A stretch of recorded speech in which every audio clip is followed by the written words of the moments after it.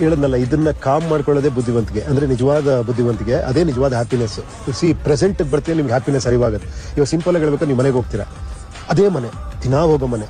Okay, ನೀವು ಮದುವೆ ಆಗಿಲ್ಲ, ಬಟ್ ಮದುವೆ ಆಗಿರೋರಿಗೆ ಅದೇ ಹೆಂಡತಿ, ಅದೇ ಊಟ, ಅದೇ ಇದು ಏನು ಹೇಳಿ, ಅದು ರಿಪಿಟೇಟಿವ್ ಆಗಿ ಅವ್ರಿಗೆ ಆ ಮೆಮೊರಿ ಏನು ಮಾಡುತ್ತೆ, ನಿಮ್ಮಲ್ಲಿರೋ ಹ್ಯಾಪಿನೆಸ್ ಫೀಲ್ ಮಾಡುತ್ತೆ. ನೀವು ವಾಚ್ ಮಾಡ್ಕೊತಾ ಇರಿ, ನಿಮ್ಮ ಪ್ರತಿ ಸತಿ ನಿಮ್ಮ ಮನೆ ಹೊಸದಾಗ ಕಾಣಿಸುತ್ತೆ. ಬೀಯಿಂಗ್ ಇನ್ ಪ್ರೆಸೆಂಟ್, ನಿಮ್ಗೆ ಒಂದೊಂದು ಗಿಡ, ಒಂದೊಂದು ಎಲ್ಲೆಲ್ಲೂ ಅದ್ಭುತವಾದಿದೆ. ಅದಕ್ಕೆ ರೆಸ್ಪೆಕ್ಟ್ ಅನ್ನೋದು ಆ್ಯಕ್ಚುಲಿ ಏನು ಹೇಳಿ, ಇಡೀ ಜಗತ್ತನ್ನು ರೆಸ್ಪೆಕ್ಟ್ ಮಾಡಿ.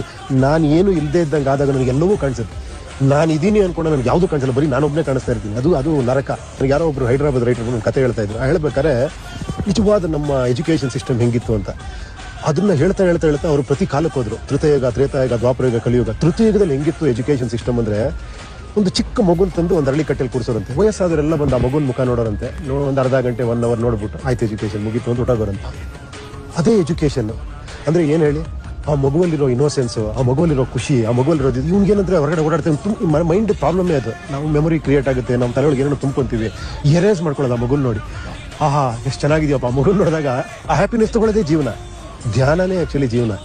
ಬಟ್ ಏನಾಗ್ಬಿಟ್ಟಿದೆ, ನಾವು ಇವಾಗ ಬರ್ತಾ ಕಾಂಪಿಟೇಟಿವ್ ಎಜುಕೇಷನ್ನು ಕಲಿಬೇಕು, ಹೊಡಿಬೇಕು. ನಾನು ನೀನು ನಂಬರ್ 1 ಬರಬೇಕು ಅಂತ, ನಾನು 99 ಬರಬೇಕು, ನೀನು ಟಾಪರ್ ಆಗಬೇಕು. ಆದರೆ ನಿನಗೆ ದುಡ್ಡು ಜಾಸ್ತಿ ಸಿಗುತ್ತೆ. ದುಡ್ಡು ಜಾಸ್ತಿ ಸಿಕ್ಕರೆ ನೀನು ಕಾರ್ ತೊಗೊತೀಯ, ಬಂಗ್ಲೆ ತೊಗೊತೀಯ, ನೀನು ಎಲ್ಲರಿಗಿಂತ ಮೇಲಿರ್ತೀಯ ಅಂತ ನಾವೇ ಮಕ್ಕಳಿಗೆ ಫೀಡ್ ಮಾಡ್ತೀವಿ.